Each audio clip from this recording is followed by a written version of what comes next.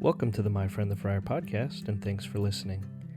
If you like My Friend the Friar and want to support us, please consider subscribing or following us if you haven't already done so. And if you found us on YouTube, then don't forget to click the notification bell when you subscribe so you'll be notified of new episodes when they release. Thanks again, and God bless. Bonus episode. Yeah, coffee. I don't know what this is. Sophia said to get it. Where did they come Fill from? up on happiness. Where did they come Not from? joy, happiness. Human Bean. This little coffee place around the corner from us. It's pretty good. Oh, it's like word. super chocolate, whatever this thing is. I'm gonna be wired for the rest of the day. For real? Yeah. That will wire you for the rest of the day? Probably all the sugar. Oh, got The you. combination of it. Man. So what's going on with the clothing brand? Man. And so what's the name of it? it's Croquet, Anthony Alexander. Yeah. All right. So right now I'm just in the process of, like I told you before, not trying to rebrand, but definitely trying to figure out the next move, as in reaching the individuals that I'm trying to reach, which is the Croquet Association, right? They have a thing to where they're really trying to promote the sport more to a younger audience. And my thing is like, yo, what other way to do it better than through clothing, which is not the reason why I started it. But I believe that my concept would definitely help generate more young people to kind of like cross over into the sport because of fashion or clothing. Yeah. Right. Well, and I think you were saying the other day, it's about, because it's not like the most intense sport ever, right? No, So no. it's about spending time with the people that you care about and Exactly. making those memories and stuff Yeah. like that. And that speaks back to your son. Yeah, exactly. Creating memories last for eternity. Like that's Yeah. kind of like the slogan, right? So for me, when me and Heidi played for the first time, I enjoyed it, and I'm like, you know what, this would be kind of exciting if we were able to play with the children, and then that can be like our favorite pastime. Like Yeah. we can grow up. Let's go to the lake. Let's play croquet. Yeah. You know what I mean? So I'm kind of taking it and kind of putting it in my own image outside of what everyone is used to seeing. A lot of people still to this day don't even know what croquet is. Yeah. When I ask them like croquet, oh yeah, Croquet. I'm like, Croquet. Like, oh, crochet. I know croquet. Oh, nah, what is that? And I'm like, you know what? This is a way for me to, again, introduce it in the creative way that I see the sport. Yeah. You know what I mean? So I thought about one day having you, Yeah. me, and like two of my other friends, as you know, males, go down to the lake. Let's just chill, talk. Let's male bond and play croquet. Play croquet. You know what I mean? Let's eat. How do drink. you set up the field? How do you set it up? up? I mean, well, I couldn't tell you. I could show you. Yeah. You Yeah, feel yeah, me? yeah. Like you pull a picture up and show you exactly how it is, but it's just. But are there like rules to how it's supposed to be set up properly? Or is Definitely. it? Okay. It's multiple rules, but they have multiple ways you can play croquet. You have non-wicket, which is like more of the professional competitive style croquet. Then you have backyard croquet, which is what everyone is kind of used to. Yeah. You know what I mean? So depending on which one you're playing will determine the rule set that you'll use. You know what I mean? Yeah. So if we're playing like just recreational purpose, it's super easy. Yeah. You know what I mean? Like you can't get lost in it, and you can't suck. I don't think. Yeah, just have Yeah, fun. yeah. I don't Which is think kind you of can cool suck. because that's like the worst when you're like bowling as an example. If I try to bowl, I'm terrible. Yeah. If I just go have fun, like I might be all right. I'm still not gonna be any good, but Yeah. there's something that when I'm trying, it all falls apart. It's like me playing tennis. I can't play tennis. I can bowl. I can basketball, football, but tennis, nah. Golf. I'm not golfing Yeah. either. Yeah. Yeah. I don't see myself doing that. That's funny. So what kind of so you started it for your son. Yeah. Is there a specific are you moving it more towards athletic-y kind of gear, or is it more like comfy cozy around the house, like hoodies, sweaters, like what do As you of think? right now, it's more loungewear. Okay. I would say things you can wear around the house to the grocery store, but eventually I do have multiple lines within it that will kind of transition into different areas of life. Yeah. So yeah, you will have the athletic wear if you want to play croquet the way that the professionals play. Yeah. You know what I mean? So it won't be like a Nike, like, sweat resistant drip. Yeah. You know what I mean? Yeah, but it something would be super based high-tech. on, how, the croquet world needs athletic gear. Then you will have the corporate, the Oxford shirts, the chinos and stuff like that as time progresses. I mean, that's the plan and the vision. But I've already created, man, so many sublines already to where whenever everything takes to where it needs to be, it's a done deal. Yeah, like cool. Everything is just like out of there. That's cool. And you got an online store yet? Yes, I do. Okay. So we'll put like links in the show notes and all that you. stuff so people can go check it out and stuff like that. Yeah. So what else what's been going on, man? Honestly, you've inspired me a little bit to do a podcast. What? Yeah. But not in the podcast traditional way. Yeah. One thing I'm always trying to do is, create new avenues to brand Croquet.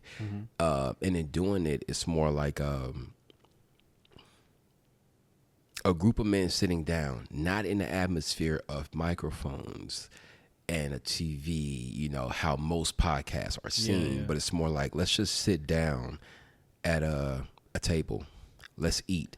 Let's have conversations about topics that kind of mean something to us in the world that we're in, but not in a podcast type way. Like I can't really put a finger on it exactly. Something that's still brewing. But there's something like it's going to be film mixed in with the podcast foundation, right? Yeah. So it's something that's different. It's called perspective because everyone has perspectives on different levels. And my thing is when we speak our perspective, sometimes it can cause an argument because some people are more like, yo, well, I believe this. Okay, well, I believe this. And it becomes more about, well, I have more facts to back up what I'm saying. Yeah, that's something that like I enjoy sometimes listening to like in Christian debates, apologetics.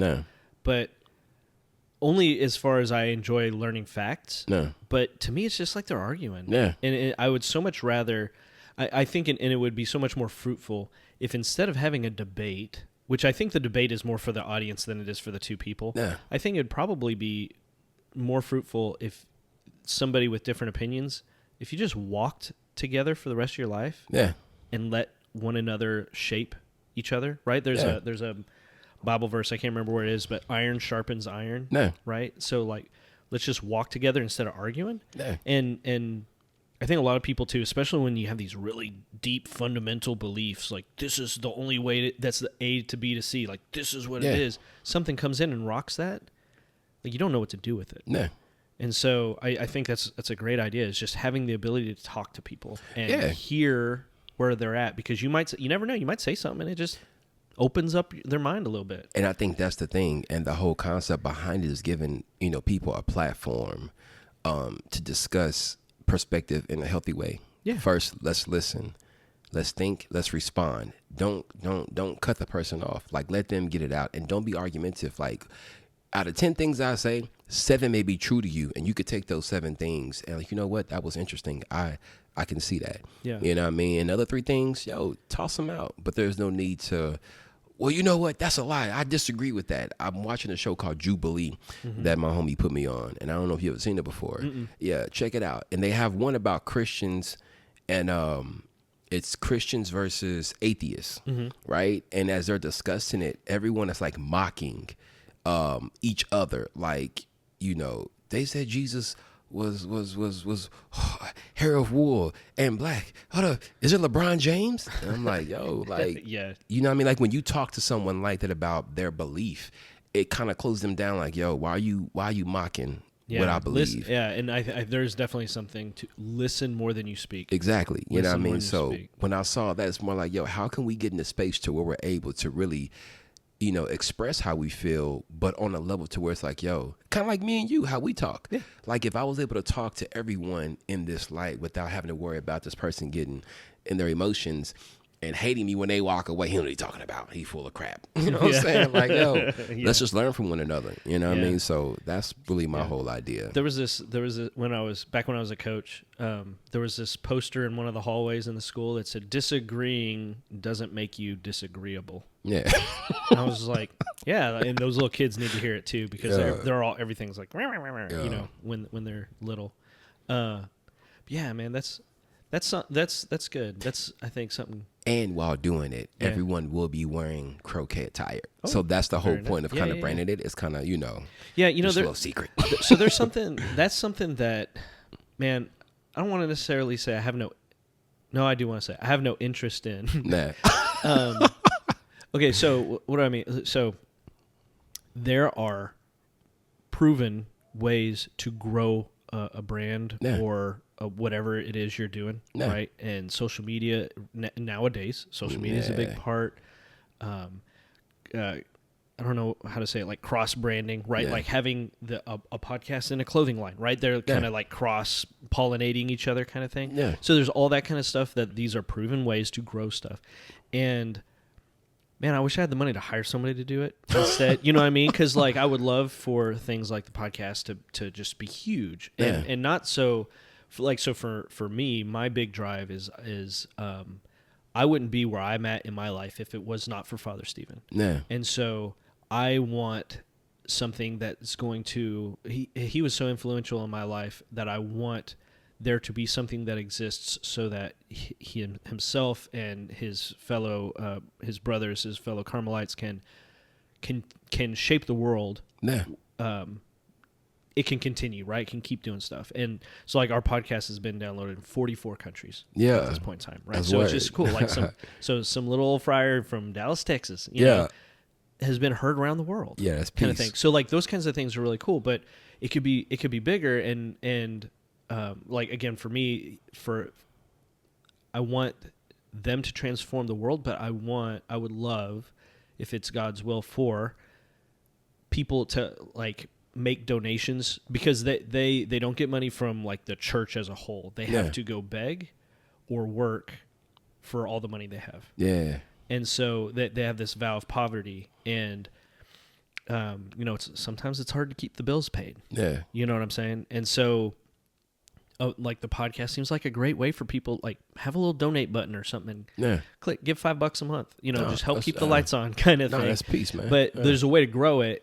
And I have no interest in that. You know what I'm saying? So that would be something cool. I just don't know what to do with it. You know what I'm saying? But that's smart. I see where you're going with it. I think that would be great. I think my thing is when my son first passed, I've always been a fan of music, film, and fashion. Yeah. So growing up, I already knew that I wanted to be involved in one of those areas, period. Just didn't know which one. You know what I mean? So my first company that I would say I had was Alexander Incorporated, where we did film, fashion, and music. And I'm a good writer, as in words. I have a unique way of writing poetry. So of course I thought it was only natural if I rapped. You know what I mean? Of course. So everyone was like, "Yeah, you can do it, man. It's dope. It's dope." I'm like, "Yo, but this is really not me." So across the years, I've kind of dabbled in each area to learn like what it's like to really be behind the scenes in each one. And the two that I've done the most in that I love is film and fashion. I created my own short film for the first time. I mean, with no experience. Me and my homie just like, "Yo, we gonna do it. Let's get some cameras. I'll write the story. I'll edit it. You get the actors, and we put everything together. Casting call. We got the cameras, locations, and it came out, great."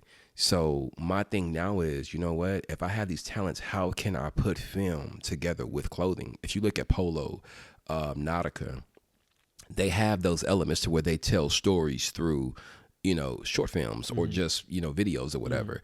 And that's how they get their advertisement across. For me, it's not so much as trying to entice people into the lifestyle.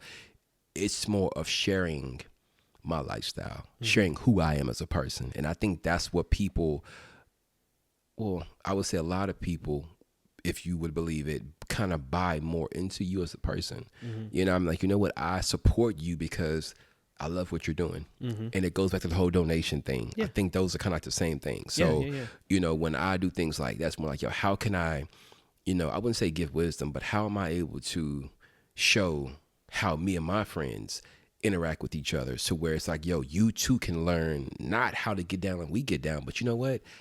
That's kind of neat how they can sit there and talk with each other. Let me see if I can try that. You know what I'm saying? Yeah. Like, There's it's like it makes me think. You buy an artist's like their album. I was gonna say their CD. I don't know if anyone buys CDs anymore, but you get their. You don't have to like every song. Yeah. But you're getting it because you like the artist. Exactly. Right. And so I'm sure paintings and stuff were like that once upon a time too. Like then you have to be the best paint. But I had one of their paintings. Yeah. Right. So it's almost like I had a piece of that person. Exactly. Because that's what they're buying into. Yeah. Right. Yeah. That's Yeah, they're buying into just, I mean, it could be the wisdom that you're given to the point where, you know what, I respect this man so much, I would want to bless his ministry. Because when you think about it, I believe that anything that we do is ministry in the aspect of it's trying to get you to, the Most High. You know what I mean? Yeah. It's trying to get you toward God. Now, rap could be a form of ministry, Mm-hmm. but the way that they depict it and the things they talk about, yeah. But Yeah. it could be, because you have some Christian rappers like D1. Mm-hmm. I don't know if you ever heard of D1. If you haven't, I've heard look, some Christian rap, but I don't. It was in passing, so I have no idea who it was. look up like that. D1. I'm telling you, this dude right now is not afraid to push God's message through hip hop, and he's calling out some of the rappers like big names, Rick Ross and Meek Mills, by saying, "Hey, you're glorifying all the streets and the guns and the drugs, but you're not really giving the people something positive." You know what I mean? Let's talk about this and talk about that. Like, he's really shaping the culture, as in trying to get them to understand, like, yo, this is God's thing got going on. I'm not afraid to push his message, and I'll stand for what I believe in. Yeah. You know what I mean? So he's real, like, good at I wouldn't say real good at, his purpose, I would say, is dead on, to where it shows that anything nowadays can be a ministry if you are trying to promote the good within it.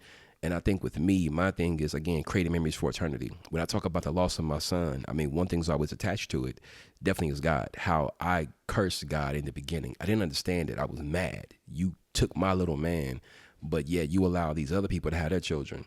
And they're out here neglecting, leaving the kids at home in cars, and it's hot outside. They're passing out and dying. And here I am trying to, understand how to become a father, and you take them from me. Forget it. I hate you. Yeah. You know what I'm saying? Yeah, I was, and I think there's one of the, man, God is so, I was going to say merciful. I heard this nun talking the other day, and I think I just said this the other day to somebody I was talking to.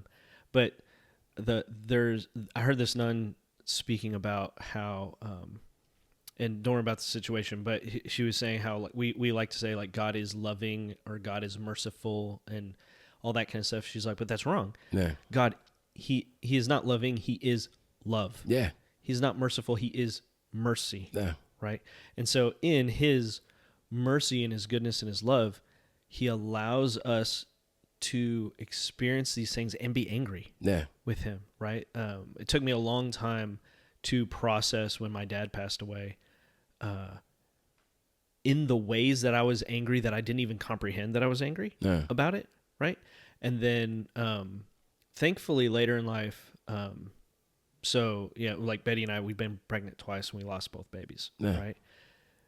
When I was little, cause I had a good dad, that's all I wanted to, I wanted to be a dad when I grew up. Yeah. That was like my dream. Yeah. And so to be so close and then it doesn't happen. Yeah.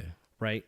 And so thankfully though, I think through processing and the healing that came with the loss of my father, when we lost the babies, it was, and lost the babies, I guess is the wrong word. It's funny how our language, the language we use, but when that happened, to be able to find some kind of joy or peace or love in it, Definitely. right? Like, I am still a father. I still have 2 children. Yeah. And man, I got something to look forward to when I die. Yeah.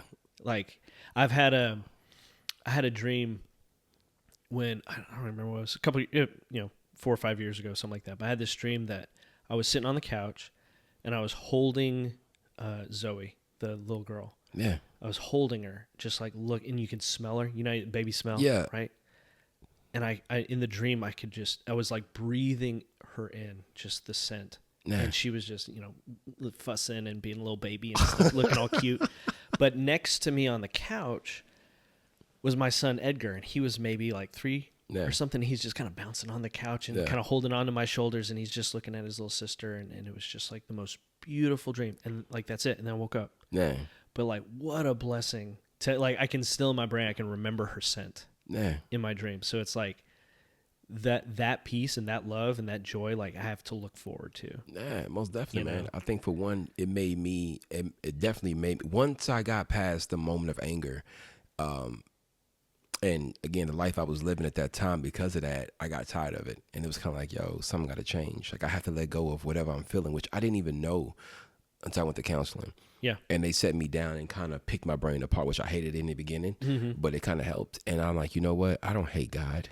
What was I thinking? Like, he actually, is dealing with me right now in this moment by letting me know that, like you said, I allowed you to feel this way, but I also brought this child to you for a reason. Yep. And it's up to you to figure out what that reason is, because everything belongs to God. Nothing belongs to us. Yep. My child is my child, but this is yours. And if you want, hey, as hard as it may be, but there is a purpose behind the death. And I think that becomes, for me, like when I said there's a positive in every negative. So how am I able to now to take this and tell a story, my story, that will help people around the world going through the same thing that I experienced? Because it never stops. There are people right now losing their children that don't know how to deal with it, that may be cursing God as well, not understanding, hey, even though you feel like this right now, joy comes in the morning, and you have to figure out the reasoning for it. And in doing it, it draws you closer to God. You feel me? So, that's peace, what you went through. Nah, I'm sorry to hear that. You know what I mean? Yeah. I can only imagine 2, miscarriages. Like I said, the one I had enough. I had the same thing. When he passed, I had a dream. I was in the hospital for 5 months straight from the time he was born. And when he passed, I think that, to me, I didn't feel it in the moment. I didn't cry. I had no emotion. I just packed my bags and went back, or came back to Texas from Tennessee, and got here, had a dream. I was holding him, and he was alive. Yeah. And then I looked away and looked at his mother and started smiling, looked back at him, and it's a pile of bones. You know what I mean? And that moment is kind of like, that triggered me. Like, you know what? Again, I hate everything about this situation. You know what I mean? I think the more that we feed into that emotion, or that, the devil then is able to use that and to keep you in that. Going the wrong way, right? Going the wrong way. He'll play on the things that are your strengths or your greatest desires, the beautiful things that are deep down in your soul. He'll take them and he'll twist them. Yeah, so that fear becomes, now, I don't want any more children. I don't want to try again. You know what I mean? So forget it. I'm done. Yeah, like, I don't it's want like, this, no, don't that's want not you. true. Yeah. You know what I mean? But it again, I'm sorry to hear it again, man. That's crazy. I never knew that. You know what I mean? Yeah. Have you ever thought about writing a book?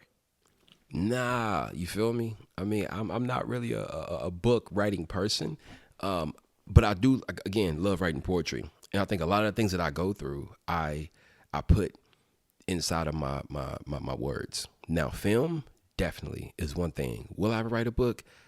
I don't know, yo. I mean, maybe when I'm like 60, like nothing to do. Yeah. It's like, I'm sitting there like, bring me that pen and paper. Let me start writing down. I mean, maybe then, but I think that, I don't know, man, for me, I think that it definitely is a way to tell a story. But I think mine is more visual and just speaking it more. I think I enjoy that more than anything. Maybe some short films or something, like working with a graphic artist. Maybe it's even animated or something, so you can really dig into some kind of concepts that are hard to put when it's film. Yeah, definitely, man. I mean, because I feel like that, to me personally,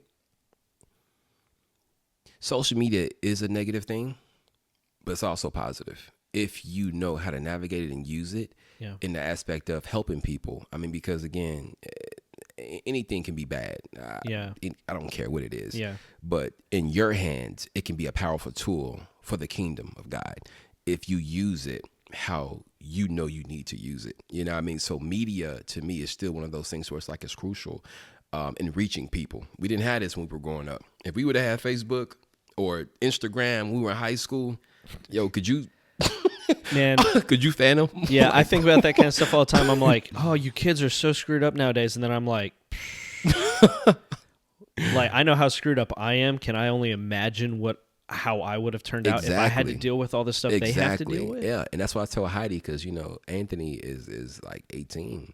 And I'm like, yo, you got to understand, these kids are going through something that we didn't experience. And with that being said, we have to be understanding of how it's affecting them on a daily basis. I mean, just... Dude, they don't even have to... The stuff they deal with, it's like, I don't know what percentage of it is AI generated now. Yeah. So, like, these young girls comparing themselves to younger... It's not even a real girl. Yeah. Right? Like, but when we were kids, there was a girl who was photoshopped. Yeah. That girl ain't even real. You know what I'm saying? And so it's like, of course she's going to be some kind of ideal for some kind of audience because the computer's smart enough to put it together. Yeah. Same thing for dudes, right? Like, So I can't imagine Yeah. what it must be like to have to deal with that on a daily basis. And it's going to get worse. And I think that's the thing that scares, when I tell Heidi, don't say that. It's like, but that's the truth. It's going to get worse. As time progresses, there's going to be something else that comes out way worse than Facebook or social media that's going to take the place of it. And I mean, one thing about, I guess being a parent or being a believer in God is that you understand that in the days. And as it approaches, things are going to shape in a form that's like, yo, this is getting harder and crazier. How do we deal with this? You know what I mean? And my thing is the word hope. Mm-hmm. Everything that we do, I feel like needs to bring people some type of hope in that, you know what, even though we are in this situation, better days are upon us. You know what I mean? We never lose the hope of, we're good. We're God's people. So we're going to push through it and pull through it, and we'll get through this. Yeah, and it's not some kind of blind, like, oh, it'll get better. Like a optimistic, right? It's not like that. It's this confidence in knowing that Christ already won. Yeah. Like, we're fighting the fight that he already won. Yeah. So we can have that confidence. But yeah, it's man, yeah, that is something, just thinking about that. And the what'd you say? The end of days. Yeah. With it's real easy to want to kind of like in a bubble, like pull yourself back in and say like, no, I'm not going to engage with any of that stuff. Yeah. But we're called to be, we're like, the church is like a missionary. We're people who don't belong here, so to speak. Yeah. Right? We are missionaries in the world. We're made to go engage with the world where they are. Yeah. And so it almost encourages people in the more messed up it gets. Yeah. To go engage in it even more. But not in the messed up part, but to go engage with those people even more. Like you're saying, your ministry. The more screwed up and crazy everything gets, the more we need to come talk. Yes. We have to get together, and we have to understand that you having an AI chatbot like on your phone is not a real person that have a relationship with. But you can come and talk to me, and we have different opinions, and we'll get through this together. Yeah, and I think I told Heidi that yesterday. We had to talk, and I think she kind of got offended a little bit what I was saying. But I said I wish more churches would engage in the streets more. Mm-hmm. You know what I mean? Yeah. Because again, I grew up in the streets, and I know that a lot of street folks, we're not looking to walk in off the street into a church. Yeah. Because for one, the perspective of the church from a street guy point of view is more like, man, you just want to control me, how I live, and this and that. They really don't understand the significance of the love of God and what it really means to have it, right? Yeah. So it's kind of like, how are they able to get that if you guys are so focused on each other in the church? Like every Sunday you're in the church. Yeah. I'm like, Jesus was in the street. You know what I mean? Amen. He was out there thugging it. Yeah. You know what I'm saying? Yes, literally. Yeah. And that's so at the end of every mass, the priest will give a blessing, and then the deacon will say something, and sometimes it'll say the mass is ended. Go in peace to love and serve the Lord. Right. Yeah. So basically, like, go out and transform the world now. Right. And so it's really cool. I agree. It's real easy to go like, oh, those poor kids are starving in another country, or they don't have houses. Let's go build it. What about your neighbor? You feel me? Yeah. What about the little lady who lives across the street? Yeah. Have you mowed her lawn? Yeah. Right? Like, why don't you go take care? So, like, start with your family, start with your home, and then creep outward, right? And so maybe you only get so far, but imagine the good that if you just focused on your neighborhood, the good you would do right there. Exactly. And I think it's kind of like the school system, how people say, oh, these kids are this, these kids are that, but it's like no one is really taking upon themselves to shape this beast that you guys continue to complain about. Well, it's not us, it's the district. Well, it's not the district, it's the okay, yeah, that's cool. You know what I mean? But quit blaming and just stand up for what's right. End of the day, you know what I mean? And it's like, oh, I feel the same way about people in church. You know what I mean? Like, not saying anything negative about them, but like, yo, let's do more, for the people that are not able to be here with you today sitting down. Like, how are you, again, going to reach them?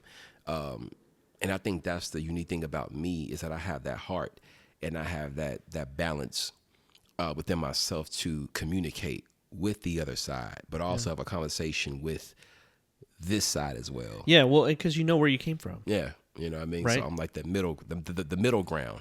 And like I tell Heidi, ministry is like, full of everything. My ministry may be different than what God has called you to be. right? Amen. And while he's still transforming me, maybe he is going to use some of the creativity that I have to be able to, get people to kind of like, oh, this is what it's, You know what I mean? Yeah. Well, and it's like says like we're all part of the, or I think Paul writes that we're all part of the same. We're all different parts of the same body. Yeah. Right. So we all have different gifts. We all have different talents. We're all different body parts. Right. Yeah. And it's like you have that guy who was tagging every building downtown that he could find.